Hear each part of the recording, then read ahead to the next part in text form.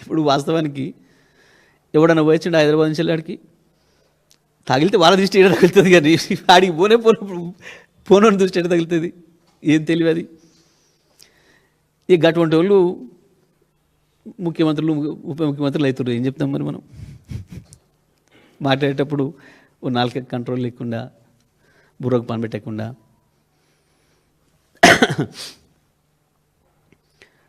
రోజు వస్తే వచ్చిపోయేటోళ్ళు వందలాది వేల మంది అక్కడి నుంచి వాళ్ళు హైదరాబాద్ను చూసేది వాళ్ళు. ఏమంటాం మనం?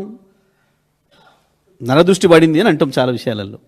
చూసి వస్తానికి బాగా ఎక్కువ మంది చూసిపోతే ఓ చేనెమ్మడి పోతుంటే బాగుంది ఈ చేను అని చెప్పి అంటారని చెప్పి పాపం దిష్టి బొమ్మలు కట్టుకుంటారు. మరి కట్టుకుంటాం, ఆయన దిష్టి బొమ్మ వద్దన్నాడు, మనం ఆపినామా? పిచ్చి మాటలు, తెలివి తక్కువ మాటలు, మైండ్లెస్.